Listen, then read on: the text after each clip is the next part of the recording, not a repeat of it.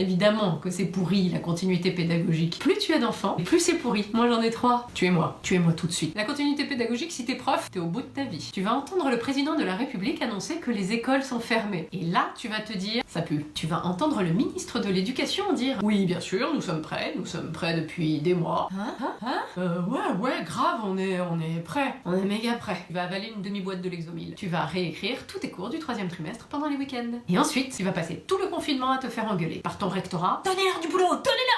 Et par les parents d'élèves. Vous donnez trop de boulot! Quand tes parents d'élèves, la continuité pédagogique, c'est pas tes enfants qui continuent l'école. Non, c'est toi qui y retournes. 4 espaces collaboratifs, 3 groupes WhatsApp, 54 mails par jour, des Google Docs en orbite autour de ta tête, 852 pages à imprimer par jour, par enfant. Si le confinement ne s'arrête pas demain, tu fais un AVC. Tu vas recevoir un mail très sympa. Ne vous inquiétez pas, faites de votre mieux. Le plus important, c'est de garder un bon contact avec vos enfants. 2 heures plus tard, tu trouves un PowerPoint de 38 diapositives en allemand à apprendre par cœur pour le lendemain. Tu vas essayer de mettre en place un emploi du temps, ou au moins 2-3 règles. Allez les enfants, hop, on s'habille, hein, on se brosse les dents, on se dépêche, il est 14h quand même. Tu vas tellement te mettre la pression, tu vas leur faire un emploi du temps militaire. 8 heures de boulot, lavage de main toutes les 14 minutes. House, schnell!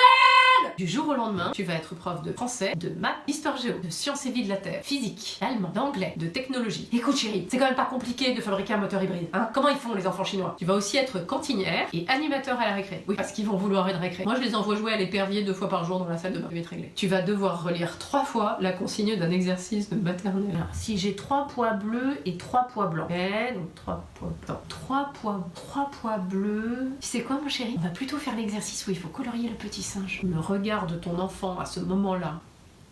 Tu vas apprendre à tes gosses à dessiner des barres pour compter les jours, comme en prison.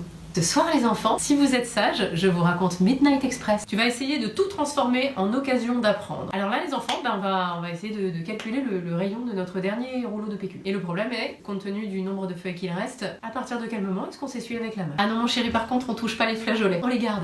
Oui, pour la pénurie. Tu vas passer ta journée à essayer de te connecter au CNED, à l'ENT, à Slack, pour choper les devoirs des enfants. Tu seras enfin connecté, tu vas recevoir un mail du boulot. Tu vas l'ouvrir, le temps que tu réponds au mail, le serveur de l'ENT va à nouveau planter. L'école va t'envoyer un emploi du temps indicatif. Ah, mais c'est sympa ça, voilà, ça c'est pratique ça. Et puis tu vas réaliser qu'il faut qu'ils bossent 4 heures par jour chacun, minimum. Dans les 4 heures, il y a le temps que je les sorte de leur lit à la poulie, que je leur arrache la switch et que je les attache au bureau. Et en plus, vous êtes 4, il n'y a qu'un seul ordinateur et ce n'est pas d'imprimante. Tu vas devenir Lynette Scavo dans Desperate Housewives. Bah, au bout de 3 jours de continuité pédagogique, plus télétravail, plus vie domestique, t'as les cheveux dégueulasses, de la bouffe sur la chemise et envie de t'enfuir par le premier avion pour Copacabana. Comment ça, il y a le virus au Brésil? C'est ça le problème, c'est qu'il n'y a même plus aucun endroit pour s'enfuir. Au bout de 8 jours, tu t'es déjà fait ton bar perso au fond du local à poubelle. Évidemment, il y a des enfants qui travaillent tout seuls, en autonomie complète, qui viennent te voir au bout de 2h30. Maman, j'ai fini, tu peux me lire la biographie de Voltaire?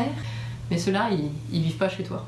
Tu vas envoyer des questions aux enseignants de tes enfants. Est-ce que c'est grave si mon fils travaille en slip dans les toilettes? Ma fille refuse de faire son français. Vous pouvez appeler la police? Et le prof ne saura pas quoi te répondre, parce que les siens ils font pareil. Tu vas développer une phobie scolaire et faire des cauchemars dans lesquels tu meurs écrasé sous 15 000 feuilles d'exo du CNED. Chaque fois que tu vas ouvrir ton ordinateur, tu vas te stresser comme si tu traversais un champ de mine.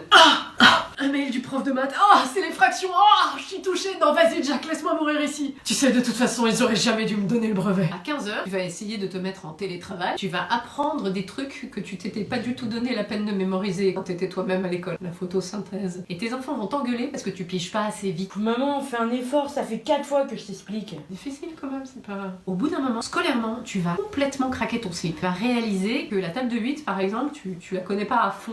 Bon, 7 x 8. 72. Non mais maman! Et tu vas dire des phrases que tu disais déjà quand t'avais 14 ans. Mais qu'est-ce qu'on s'en fout de la vie des chevaliers paysans de l'an 1000 au lac de Paladru? Écoute maman, si on finit la leçon d'histoire, je te laisse regarder Grey's Anatomy. C'est vrai, promis. Si t'as un enfant très jeune, tu vas passer ta journée à aller chercher des crayons et des gommes sous des meubles pendant qu'il te regarde avec le doigt dans le nez. Tu vas faire des gommettes, des caplas, de la peinture, du découpage, des duplos, du xylophone sur tes casseroles et une sieste. Que parler à un enfant de 5 ans, c'est beaucoup plus fatigant que de parler à un adulte. Au bout de 2 jours, tu vas te persuader que Sam Sam et les pyjamas, qui est super éducatif. Tu vas essayer l'enseignement artistique. Parce qu'il y a qu'un seul truc que tu sais faire, c'est la pâte à sel. Tu vas en faire tous les 2 jours. Bah, c'est toi qui as vidé le rayon cérébos du Monoprix. Ouais, c'est pas pédagogique. Si, on fait des organes. Tu vas avoir plein d'idées d'activités culturelles. Regarder des opéras, visiter des musées virtuels, apprendre le chinois. Au bout de 2 jours à hurler sur tes gamins parce qu'ils rigolent comme des imbéciles devant l'écran, tu vas les laisser épiler le chat avec ta cire orientale en prétendant que c'est de la SVT. Tu vas faire de ton mieux. Mais pas trop quand même, histoire que tes enfants te trouvent suffisamment désagréable pour avoir très envie de retourner à l'école. Et tu sais quoi? Un jour, ils vont y retourner. Mais pas avant le 4 mai. Courage!